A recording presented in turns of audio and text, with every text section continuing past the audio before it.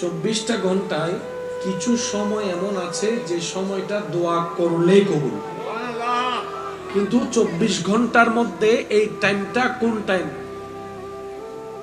আমরা কেউ বলেন, আমরা কেউ জানি না। সেজন্য নবী বলেছেন কাউকে বদদুয়া দিও না, কাউকে অভিশাপ দিও না। মা বাবাকে বললেন সন্তানকে অভিশাপ দিও না, সন্তানকে অভিশাপ দিও না, দিও না, কাউকে বদদুয়া দিও না যদি লেগে যায়। কারণ কোন টাইমটা দোয়া কবুল হয় আমরা কেউ জানি না। সেজন্য রাসূল পাক নবী রাহমাতুল লিল আলামিন উম্মতকে পরামর্শ দিয়েছেন, আল্লাহর প্রতি সব সময় ভালো ধারণা রাখিও। যে আল্লাহকে যেমন মনে করে আল্লাহ তার জন্য তেমন।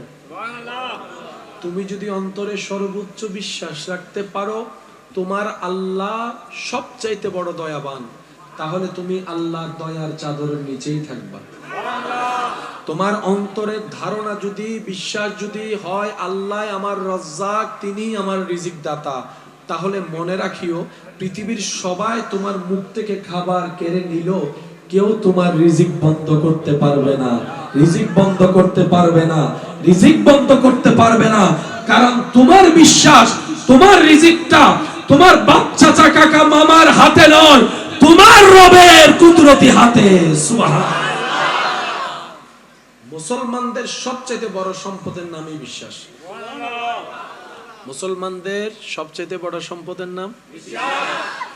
সেজন্য বিধর্মীরা, দুশমনে ইসলামরা আমাদের বিশ্বাসটাই যেন অবিশ্বাসে যায়, সব সময় সেই কাজটাই করে।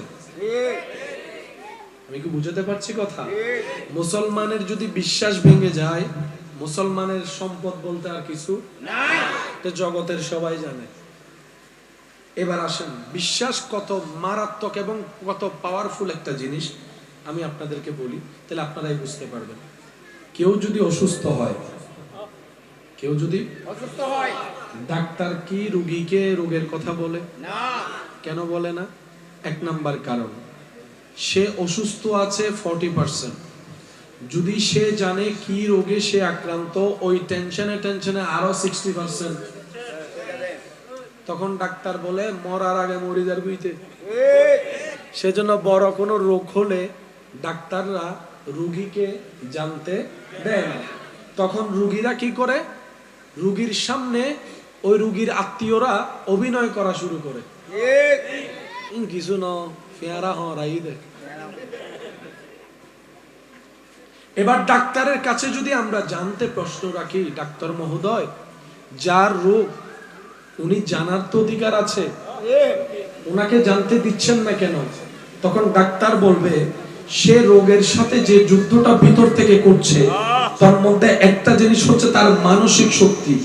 মানসিক শক্তি যদি ভেঙে যায় সে পিঁপড়ার কামড়েও মরে যাবে।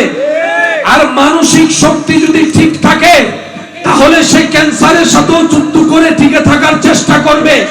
বিজ্ঞানের ভাষায় যেটাকে মানসিক শক্তি বলা হচ্ছে, বিতর্গত শক্তি, চিন্তার শক্তি। ঈমানে মুসলিমের ভাষায় সেটা হচ্ছে ঈমানি শক্তি।